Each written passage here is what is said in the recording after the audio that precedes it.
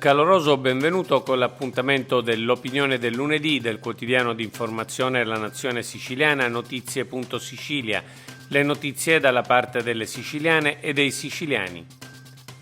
Troppi partiti del sud, ne serve uno siciliano. Non siamo meridionali, siamo siciliani, al massimo insulari. La nuova moda che cerca di attecchire anche in Sicilia è quella dei partiti del sud.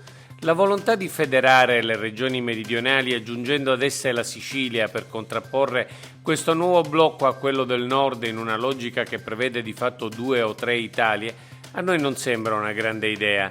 Anzi, per dirla tutta, ci sembra scopiazzata dalle teorie neoborboniche che davvero non possiamo certo condividere. La tesi è semplice e in buona parte anche corretta. Il Sud è stato espropriato di risorse e infrastrutture e adesso deve unirsi per riscattarsi. Si tratta di una verità indiscutibile. L'errore sta nell'immaginare che al riequilibrio debba seguire una struttura amministrativa che tenga insieme il cosiddetto Sud.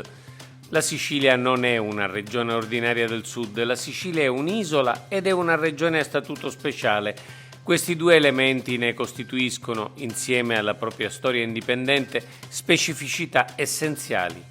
Abbiamo detto più volte di sentirci siciliani, italiani ed europei in questo preciso ordine.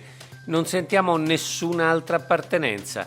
Per la verità, se proprio dovessimo sentire di condividere con un'altra regione elementi comuni di identità, troveremmo elementi comuni con la Sardegna. La comune identità insulare, i medesimi problemi derivanti dal mancato riconoscimento dell'insularità, i costi maggiorati di ogni cosa, specie dei trasporti.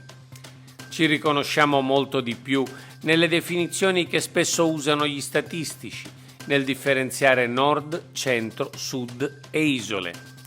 Per questo, quando vediamo proliferare movimenti meridionalisti e li vediamo tentare di individuare loro referenti in Sicilia, avvertiamo di non avere nulla a che spartire.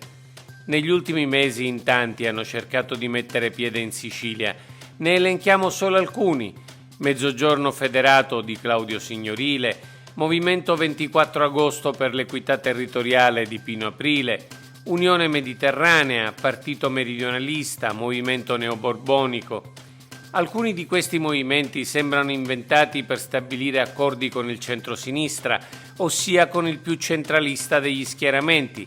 Altri invece fanno della loro residualità quasi la loro bandiera.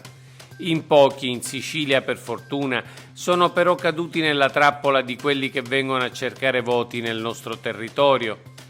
Lo diciamo ancora una volta e lo ripeteremo ancora: la Sicilia ha bisogno di un forte movimento sicilianista che difenda i diritti della nostra isola e dei suoi abitanti e che non disdegni alleanze con i partiti tradizionali al fine di raggiungere i propri obiettivi.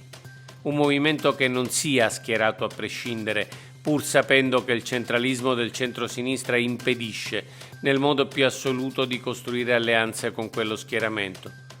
Riteniamo che adesso vi siano le condizioni politiche per la fondazione di questo movimento e che dipenda soltanto dalla volontà. Speriamo di avere ragione e che i tempi siano finalmente maturi. Oggi è tutto per l'informazione della Nazione Siciliana, Notizie.Sicilia, e appuntamento alla prossima edizione.